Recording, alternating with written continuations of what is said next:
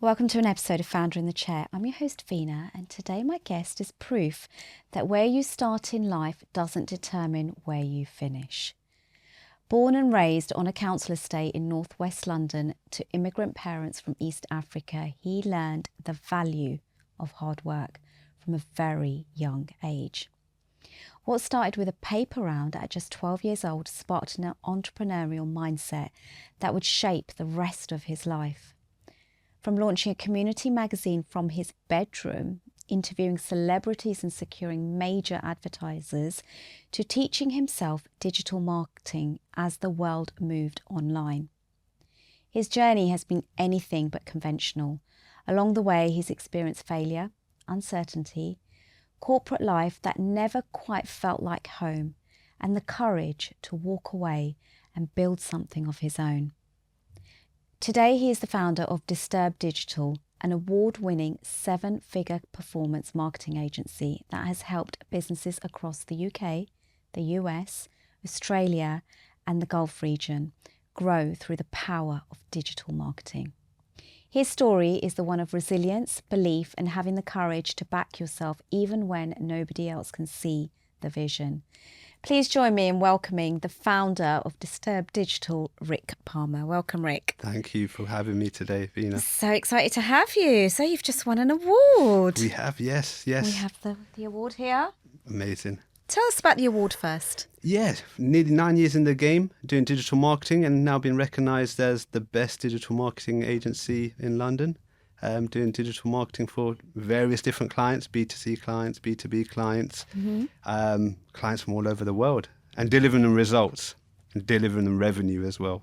So I'm really happy about that we've been recognised. That's really good. So you work with companies, 7-figure companies? 7-figure businesses, yes, because then they can market with the maximum, type of, they've got the arsenal to actually market heavily using all the big platforms. So your Usherage Films, your Matchroom Boxing, you've got your 1947 Londons, you've got your Yatras, again, another restaurant in London, but loads of different types of businesses. Yeah. So I'm glad that we've been able to help them drive revenue and then get recognised for it. So we're going to go into your story in a minute, but tell me more about this award. How do they choose? How many people were there in the running? It's a good question. They just email saying, we want to, put you up for an award for London sector for digital marketing. I was like, yeah, let's do it. And but obviously they've seen the content, they've seen our website, they've seen our portfolio. Of course. And then when they do look at the portfolio, they'll hopefully be wowed. Yeah. And then I'm glad, now to be recognised, especially in the B2B world. Yeah. It's not easy to get awards and all of that stuff. So yeah, it helps and lets other clients know that we're doing a good job. Definitely doing a good job. So let's hear your founder story. Why don't you start? So you did a paper round at the age of 12. Yeah, I did. Looking back, I never thought that would be such a big deal. But my mum signed me up at 12 years old to do the local paper round. And she said, you've got a job. Yeah, she just got to do it. And I was like, I didn't even I didn't even ask for it or anything. But so I thought, all right, let's give it a whirl. Yeah. Obviously still in just started maybe high school. I don't even know. But so yeah, it was good. The papers get delivered to your house on a Thursday or a Tuesday. I can't remember which one. And then you've got to go and deliver them all out to a few roads. Did you go on a bike? I did go on a bike. They give you trolleys, so it's not that glamorous as well. But you've got to get them out within 24 hours. Right. So, because they go out of date and then you've got the next one the week after. But I guess that taught some of the fundamentals: responsibility, discipline, getting the work done, dealing with customers, because even though you deliver it to people's houses, if they haven't got it on time, they'll complain. So you've got to make sure that paper is delivered. And funnily enough, around that time, one of my friends, I think he was going away and he was doing the daily paper round, the Sun, the Mirror and all of that. And he said, I need someone to take my round for me. And I was like, I don't want to do another one. Like, this is a daily one. This is different to the weekly one. Yeah. It's 5:30 a.m. start every day. And he kept calling me. And I was like, nah, I don't want to do it. He kept calling me. And I thought, you know what? Let me just do it. So then next thing I know, I've got around age 12, 13, I've got 2 paper rounds. I mean, I did his round for while he was on holiday. you know, you're waking up at 5:30, you're going to the bike, you're going to the paper shop, you've got to mark all your papers, then you've got to find where, you've got to go to all the streets. And this is early, very early, it's dark out there. You've got your bike. And then the shop gave me a different round of someone who was leaving. So now I had 2 paper rounds. And, at age 12, 13, that's like £30 a week. It's not bad. Yeah. But again, the fundamentals in, just the discipline of the working life, getting out there, working with a team, sometimes outspoken. They're outspoken scenarios, you've got other kids there, and normally they're kids from low income families and things of the similar backgrounds to me. So everyone's got a voice in there. So you've got to hold your own. And then you've got to deliver and make sure you deliver those papers. Again, they're actually paying for that paper, the customer. Yeah. That's not a free one. So you need to make sure you deliver that. And then you got to get ready and go to school. So, but yeah, that was good. It was good to earn money. No longer have to ask anyone for money and things. Anyway, no one's going to be giving you £30 a week at 12 years old. Good to, make your own money and then spend it, buying Arsenal gear or whatever you want to buy, because, those kits were expensive and still are, back then, it's hard. When you say back then, we're talking about 30 years ago? Yeah, when I was 12, 13, yeah. Talking, I don't even know what years those were, but I'd say around year 7, school years. Yeah. Around year 7, year 8, maybe. So yeah, long it's time. Just so that listeners get an idea, you were earning £30. 20, yeah, maybe 30 years ago. Yeah. Showing my age, eh? But yeah, 30 yeah, I know, years because there's no paper rounds anymore, and no one gets a newspaper delivered anymore. For sure. So would you say that was when your business education started? 100%. I didn't know it was that, yeah. but it was, and that prepped me for lots to come. So I would definitely say, I know paper rounds don't exist anymore, but if you've got a kid that's, in year 7 or year 8, if you can get them into any sort of work, it's a massive head start. Massive head start. Yeah. And you've got to hold your own in those scenarios. You've got to go onto the street, make sure you can handle yourself on the street as well, because it can be volatile out there, especially going out, even though it's early, it's still dark. So yeah, it's good learnings for sure. Do you know, we were talking before we came on, but these days parents are scared to send their children out. Yeah, we're more aware. Everyone's more aware. You've got TikTok, Instagram showing you what's happening out there. No doubt things were happening back then, but we just didn't know. Yeah. We didn't have the means to see everything, right? So, gift and the curse, I guess, of the internet. Definitely. So, how to find a business to get into that can be successful? So, obviously, you deal with all sorts of businesses, and you deal with businesses that are quite established. Yeah. But obviously, there's going to be founders listening who got an idea, don't know where to start. Yeah. And you're in this world of, because they know they need to get on some sort of socials, have some digital marketing. Yeah. What sort of advice would you give them that they'll just have the courage to start?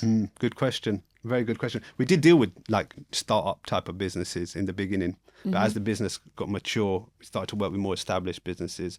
So, I mean, the advice I would give, I think first I'll say where people go wrong when they're starting a business is they start businesses that don't really align with either their interests or their talent levels.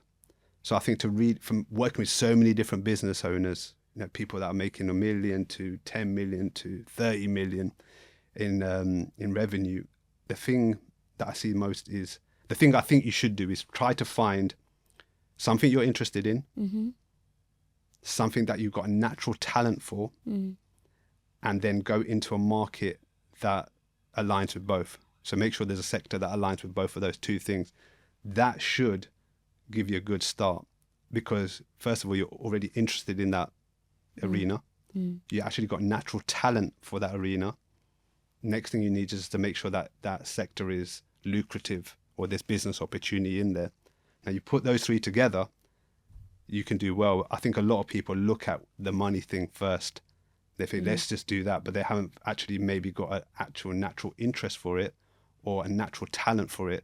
And then what tends to happen, you're just going to become mediocre per se. You could just become average, and anything you're average at, you're not going to generate the revenue. You're not going to generate the results. So I think if you can find what you're good at find something that you're actually naturally interested in, and then try to make a business in and around that. I think that's definitely the key. Don't look at the money as the god for that. You need to get the interest and talent, because hard work's good, but you've got to have the talent as well. Like we could all work hard doing whatever we're doing, but if you're not actually good at that actual item, then you could just become average, and you won't see the rewards. So it is, have a passion for it, an interest. And then talent for it. The talent. And grow your talent in that. And the results will come. The money will come. 100%. 100% believe that.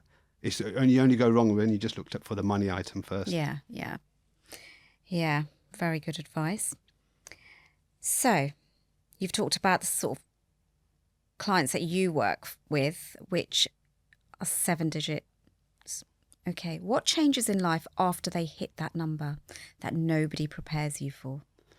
Wow. Well, I mean, everything changes, right? So if you're starting, making a few grand, now you're making $1 million. I think as a founder, things do change. There's more pressure, more responsibility. And you also got to ensure that you invest in the business to keep it moving. Advertising, marketing, staff, things of that sort.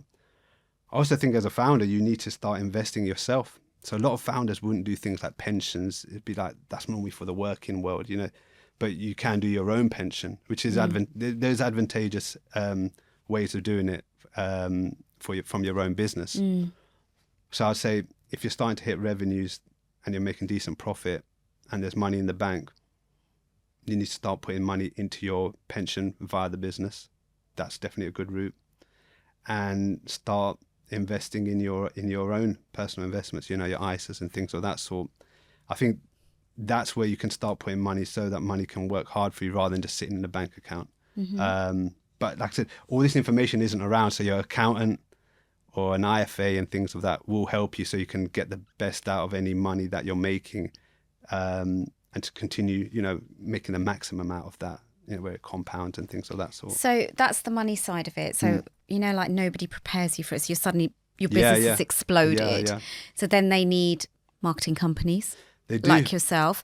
And these days there's so much noise on social media. There is. So how is a company like yours going to help them? Good question. There's a lot of noise out there. Very, very true. Look, end of the day, you need to generate sales. Sales is the cure for everything. So to do that, you need to start marketing. I'm going to say marketing is a very vague term. So where do you market? You do SEO. I mean, first of all, you have a website that is built incredibly well for the platforms like your Google. Then you do things like SEO. So you rank top of Google for certain keywords. You do your own paid ads. So again, you're up there for the keywords that you need to be. And you do paid social, which is your Meta ads and your Instagram ads, your Facebook ads, your Instagram ads, and your own organic. And I say those things will generate you more inquiries and leads and bookings, and the rest is about how you fulfill them. But if you can get that right, you'll continue to generate opportunities to sell your product or service.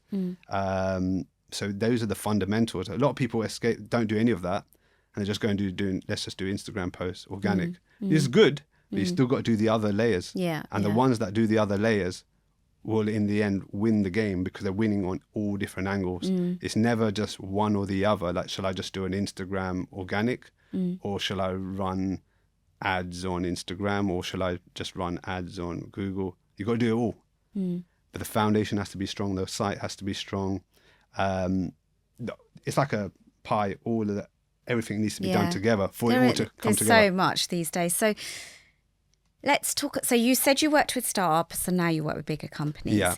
So there'll be founders listening that are startups, and they will do the organic Instagram because they're hoping their friends and family will buy, and then their friends will buy, and which doesn't always work. I understand. Like, for example, my company came up on a search where somebody was asking questions on ChatGPT. Correct, yeah. And it said, would you like me to recommend someone local? We came up. She came in. She booked an appointment. We got a customer. And it was like, I was like, oh. I said to my sister, how did she find us through ChatGPT? But it's the SEO work we're doing with the team. Correct. So yes, we're heavy on social media. But it's all of that has to happen as well. It does. Google's still big. The amount of search going through that, it's more intent there as well. So someone who's searching for something on Google, the intention is there to buy their versus on Instagram, it could be an interest. It could be something that they're interested. If someone's searching for a plumber near me, they need a plumber right now. So the intent's always there. So I think people do miss some of the fundamentals, and they go for maybe the flashy objects in terms of, let's put a reel out. Don't get me wrong, you should aesthetic reel. You should still do that. Yeah. But you still got to do the other bits as well. Yeah. It's not one or the other. You've got to do it all. And obviously, if you don't have the resources to do all, go with where the stats say where you'll generate the most inquiries or leads or bookings or sales. And we can help you find which channel that's going to be. So you don't have to start with everything first, but at least start with the one that's going to give you the best chance of success. So it could be your Googles. It could be meta ads. We'd have to look into, every business is slightly different. So a lot of new businesses, for example, they shy away from the cost of it all. Yeah, they do. I mean, what would you say to a business who's really got potential and they're just so scared of spending that money on the meta ads or the Google SEO? ads or SEO website. So what would you say to them? You know what? You'd have to, I hate to say, but you have to grow up and put courage into doing it. Because been in the game for nearly 9 years, the ones that did it, they moved so far ahead in revenue from their competitors. Their competitors are still sleeping because they've got that reluctancy to spend, or they just don't understand it. So you have to be courageous and spend. Now, the difficulty you get is just trying to find a supplier that knows how to spend that money to ensure that you generate results from it. Results meaning revenue more often than not. So you have to find a good supplier who can spend your marketing budget in a way that's going to grow your business. Because granted, in this game, there is no barrier to entry. Everyone's going to be trying to spend that money for you. If not, sometimes even Meta will call your Google, say, oh, do this. But you just need to find a supplier that knows, who's got a good track record in how to spend a marketing budget to generate results, and thereafter do it. And don't get me wrong, you don't have to, we start with minimum 3-month terms. So you don't have to do it for 12 months. 90 days, 3 months, 90 days, you will know if this thing works or not. It doesn't. But I would say the trend I've definitely seen, the ones that do it, they've gone to another level to the ones that didn't do it, because people inquire all the time, and you give them the proposals and stuff, and they're still there, and they're just not marketing. They're relying on word of mouth. Word of mouth is great, but word of mouth, you can't get a referral every minute, but you can get clicks to your website near enough every minute. So you do have to be courageous. But granted, there's so much noise out there. The key thing is to find a supplier, a good digital marketing agency that can do it, and got to check their reviews, got to check their company's house records, make sure they're making money. Because if they're making money, then that means they're making money for their clients. So you got to do some of that research. Don't always look for price, because the thing, if it looks too good to be true, usually is. But yeah, don't look for the cheapest one, because then again you can get burned that way as well. But just do your research and align yourself with a company that has got good results. And if they've got good results in your sector, that's even that's gold dust. Yeah. So that's the advice I'd give. So let me ask you about marketing companies, say in other countries where it's a lot cheaper. Yeah, like India. Yeah. India, Philippines. And so many people be like, oh, do you pay that much? Oh, I get it done for someone in the Philippines or someone in India. And you think, oh my God, shit, am I spending too much money then? Because I'm using a UK company. Yeah. It's going to be more expensive here for sure. Yeah. So how do you deal with people who say that to you? Oh, 100%. I've seen this a million times. India, Philippines, Asia, there's certain nuances and intricacies of the UK market or the US market that has to be done by the people in that country, because the people in India and Asia, where they don't have the actual nuances of that country, the locations. So what you find is their ad copy is poor, their targeting is poor, because they don't understand the London or the UK demographic. Now, granted, you might save money in your fee, but you're not going to be getting results. And all you'll be doing is wasting time. You might waste 12 months And next thing you know, the problem with a lot of advertising accounts is once you've blown it up, let's say, it's hard to get it back working again. So that's what I would say with a lot of the overseas. They won't have the actual nuance of and the intricacies of a person that knows the market that's in that current territory. So that's where I say it mostly goes, because there's going to be communication issues, getting hold of them, sending. Then you're going to have to write the tightest email to them, like in the Queen's English, to get them to understand what you're trying to say. This just all takes time. Morale starts to go. You start getting annoyed when you can just pick up the phone to someone in London or the UK and they'll just get it like that, and things start moving.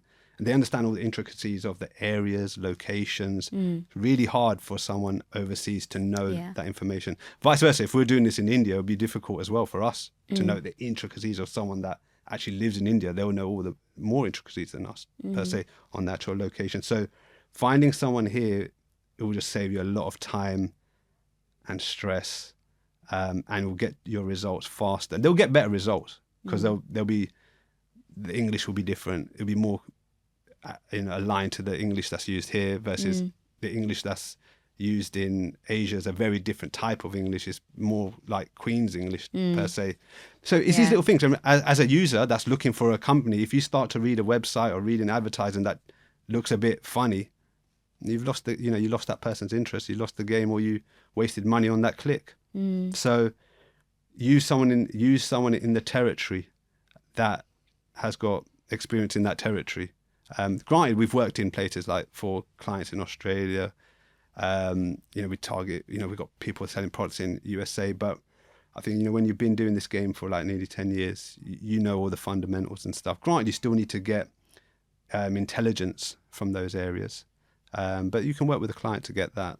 So, but yeah, if someone's saying, I can get it done in India for cheaper, I think 9 out of 10 times they're going to lose money, they're going to be stressed, and they're going to lose time. Because it's the communication. I've got friends who run businesses and they use people abroad, and while some of them it's great and it works for them, I've tried it in the past and it didn't work for me. It's frustrating. It can become really frustrating, and next thing you know, your competitor, you just use someone local and they're zooming past. So it's dog eat dog out there, business wise, but just do the right thing. Do the thing that makes most logical sense. Granted, anyone doing this marketing, they need to work out if it's going to be profitable for you. So before we take on anyone, we work out, can we make this exercise profitable for you before we take anyone on? If we can't see this being profitable, we don't take the business on, because there's no point. You lose, we lose. It's just a waste of time. So we do look at, okay, what are you going to generate out of, if we got an inquiry, if you made a sale out of that, what do you generate? What does it cost to generate that inquiry? It all works out. So that's a big task. I don't think India will look at if this item's going to be profitable, if this exercise is going to be profitable. They say, here's our fee, this is what we do. Here you go. Yeah, I get it. So a lot of people also do their own meta ads. Yeah, you laughed. I mean, everything's doable. But it changes. These platforms change dramatically. Algorithms change. The creative type change. The video ads change. The statics ads. What's in them change. What works changes.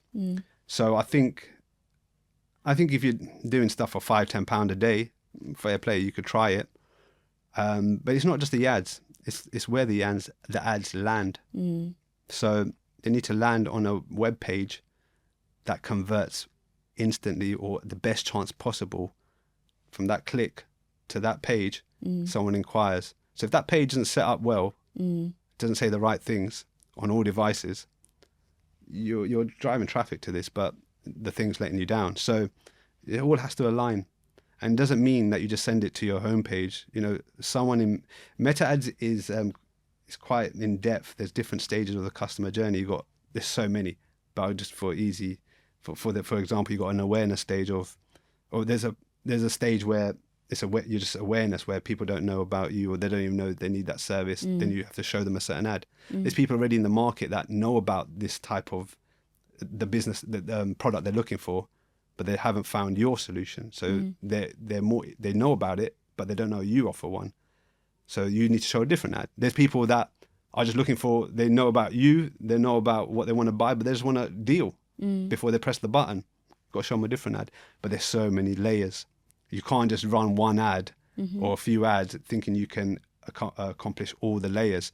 And if you want to scale up, where you want to spend, I don't know, 100 grand a month, you need to make sure all those layers are, because after a while, if you're only just doing one type of ad, it's only going to be appealing to one type of audience in the stage they're ready to purchase. So if you want to start spending 100K a month because your business can, really do well with, if you can make that many sales for a certain price or certain cost per acquisition, you need to find different customers to get in front of. So then you need to find people that don't know, they know they may need this service, but they don't even know anything about it. They don't know the intricacies. So it's to do it properly is a different story. And then you got to make sure those ads are profitable. So they need to come at a certain cost per sale or per lead, where they've got a good chance of making profit on the sale. So that goes down to a bit of maths, but yeah, you can't, everything you can do yourself. You can make your own website if you want. But, I would say align yourself with a good digital marketing team. You focus on actually building the business rather than trying to be the person doing the ads. Jack of all trades. Yeah, it's very difficult. But again, it comes down to finding a supplier that you trust, that know that can deliver. So I'm going back into you a little bit more, your story. Sure. So you've been running for nearly 10 years. Yeah. Won an award. Yeah. How big is your team? We've got 4 people in the team. So it's a small team. And you're all UK based? All UK based, all London based. Okay. So I made it that way. So similar to what I was saying before. Yeah. If you've got people in Asia, it just becomes a bit of a dog's dinner. Okay. So yeah, everyone's here. But you did work in the corporate world? Yeah, I was forced to go into the corporate world. You were forced. Okay. What would you say is the biggest problem with corporate culture today? Well, I could tell you when I was there. So when I went into corporate, I already was doing a bit of my own projects. Granted, they weren't to the level that I've got Disturb Digital to. But I still had my creativity and things of that sort. So when I went to corporate, I think a lot of the politics, the favoritism, I also do feel corporate takes the childlike imagination from you. It kind of pulls it out of you. And then you're now aligning to the corporate world. I feel the same. I feel like there was more similar same mindset, same ideologies, and then you're limited in terms of doing that one function. So I felt it basically sucks out. Well, for me, it sucked out creativity from me, and then you're now just doing what that function is, and you're around people that are just doing that function. Nothing, was out of the box before. Like you got to use your creativity to start things like that. So I feel, after uni, if I look at it, I feel after uni, I'm not saying people are pumped out like lemons, but you're going to corporate, your dreams, what you maybe had when you were younger in terms of career, your childlike imagination to build something, I think that's extracted out of you. And then you're doing the corporate stuff. Everyone thinks pretty much, I feel that everyone's on the same thing. You've got a boss, there's favoritism, there's politics, there's quite a lot of maybe fakeness maybe in that. And you do that for a few years and, you can get really too in deep in that, and you forgot all the stuff that made you an individual prior to it. So yeah, when I went into it, I was like... You mean your dreams? Your dreams, yeah, dreams. Everyone's got dreams, right? Maybe you wanted to be a singer, I don't know, whatever you wanted to do. But once you go in corporate, and then, you get caught in the mindset of mortgages and things of that sort. And once that mortgage comes in, now you're wedded to that cult. Now you're in there, right? You've got the invisible handcuffs on. So your dreams, the stuff that maybe you wanted to do, the stuff that was in your heart, maybe you can't do them as much because you've got a different responsibility. So, I feel that's what corporate did. So for me, I saw that and I thought, I've got to leave this place because I felt I don't know, it's like I what do you call it? It was like, your creativity was being crushed. yeah, it was a bit soul destroying. Yeah. I felt that because I started doing some of my own projects, then I went into corporate. Okay. So did you do them on the side? Yeah, I was doing it on the side because okay. I was doing them on the side, but I knew I wasn't as good when I was doing it all the time. So yeah, I did feel like soul was a bit destroyed in that. And then obviously you lose confidence, right? If it's bosses change, managers change in those world every 10 minutes. So, you can lose confidence in your work. You can lose, personally, you go there looking in your suit and all that, looking good, but the guys, it's a bit of a madness in there. So it didn't work for me. Not saying it doesn't work for other people for sure, but yeah, that's how I felt. So I had to go back to my roots in terms of trying to build. But it's difficult. So I gave up a lot to go into full-time corporate before I had, I had part-time jobs in like retail to supplement, money coming in while I work on my own projects. So that was good. But then obviously you go into full-time corporate, you can't be doing jobs on the side. There's no time, right? So yeah, that was, but I'm just glad I stuck to my guns really. It's not easy though, once you're in that system, because obviously, when we were saying about tax, the employees pay the most tax. You make your own business and you can do you're making good, you make good of that business. There's advantage for sure. So yeah, I'd rather put those invisible handcuffs on a project or a thing that I built that it doesn't feel like work per se. But yeah, you still got to, like I say, you still got to do hard work. You still got to be talented in whatever you go into. So yeah, that's what corporate did. It was just to keep my individualism as well. But yeah, it's different for everyone, I guess. And earlier on, you started talking about putting money in your pension, like when we said when you get to 7 digits and all that. I mean, I would say you should be doing it at any point, not just when you get to those sort of figures. Yeah, for sure. So you touched on that. Yeah. So when someone starts working with you, do you have those sort of chats with them, or do you say to them, Well, I say it from a business owner.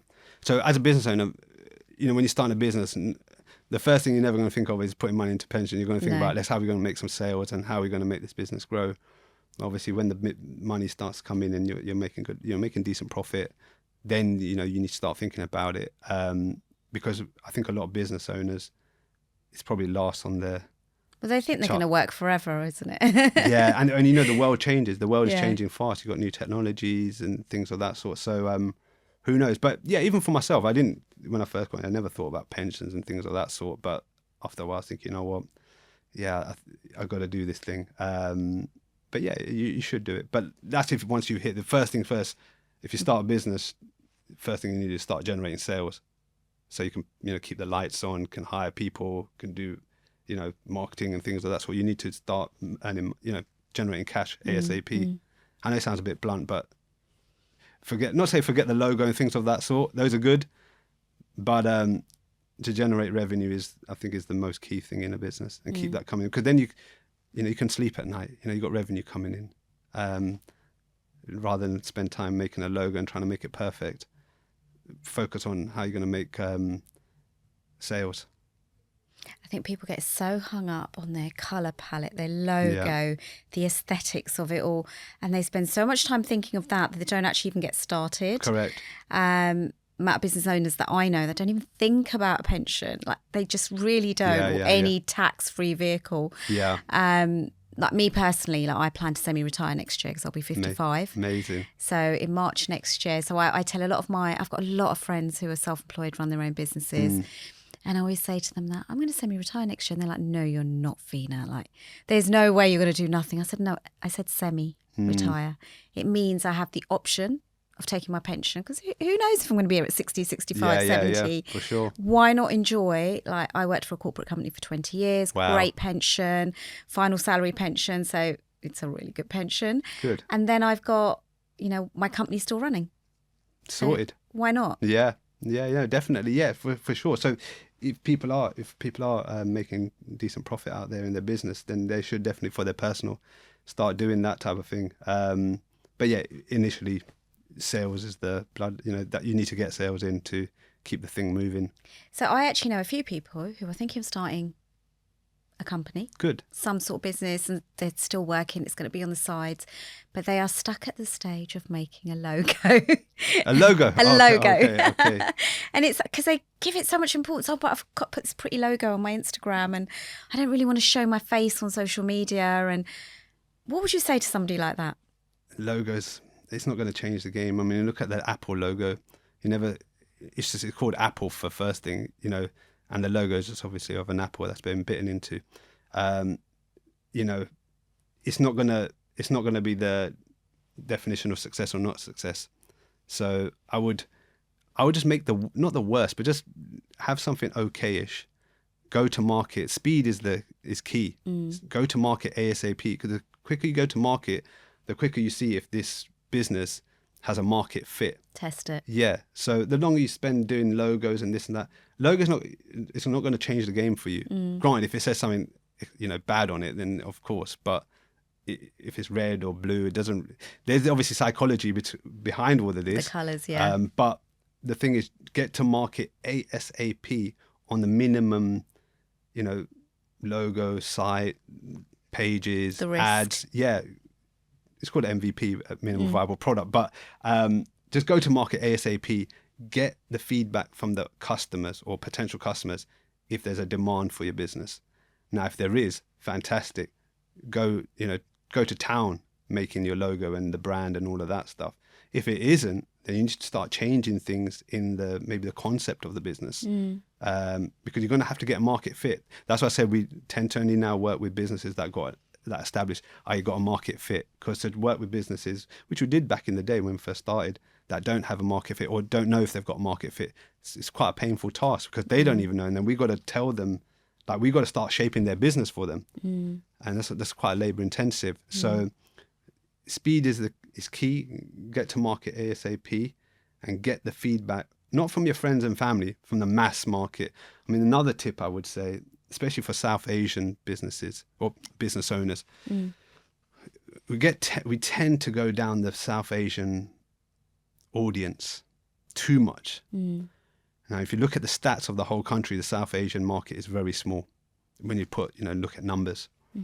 So if you can start thinking mass market, it'll make the world of difference to your business, rather than just trying to sell to this one ethnicity. It's different with food, because Indian food or Asian food is mass. Loads of different people eat. But if you're just making a sari or something, let's just say, your audience is very small. Yeah. So I think the biggest thing business owners who are South Asian can do is try to extract that, let's just make a business for the South Asian market, and try and make a business that will cross over to mass market, because then you've got more chance of selling, you've got more people to sell the product to, which you've got more chance of making revenue, making it success. And I think that's where a lot of new business, because we've been on a lot of those websites, Professional Asian and things of that sort. A lot of them can get stuck to selling to that one audience. So if you can make something mass market, I mean, the world's your oyster, really. So I think that's a good one for anyone South Asian out there. Thank you. Any other hot tips that you think would really help founders who are listening? Yeah, well, what can I say? You've got to listen to your gut. I mean, there's so much opinions out there. You open up Instagram, one thing you're thinking this, and then someone's saying this, and then you think, you start going a different tangent. You've got to go with your gut. I would partner with a digital marketing agency. I'm not just saying that because we own an agency, but that's where a lot of your success will come from, is online. There's so much traffic online. So someone that knows how to work online can really change the trajectory of that business. So I would say, listen to your gut is the main thing. Don't listen to too many people. If your gut says it, do it. It could be, I don't know if people are spiritual, but it could be a sign from God and all that this is a product. I mean, I don't know if you've seen the Michael Jackson movie where he says, I think he's in the pool, and he's like, I better take these ideas or God will give them to Prince.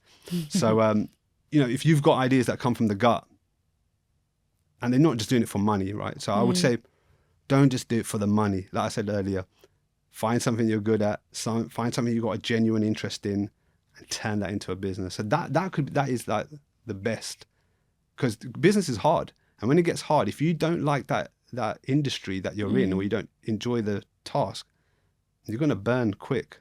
So if you like it, at least that helps you go a bit further.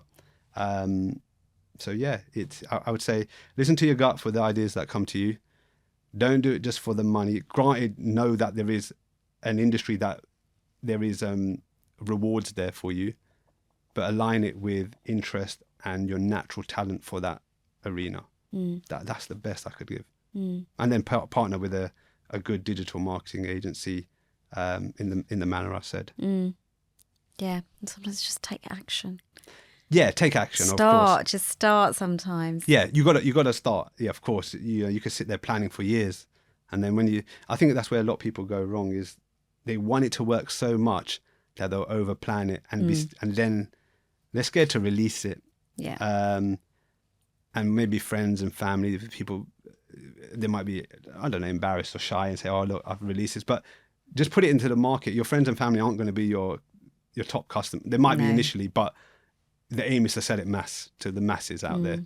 So just put it out there. Even if you don't tell anyone, just put it out there and just see how it goes from an organic arena, and then build from there. But yeah, speed is key for sure.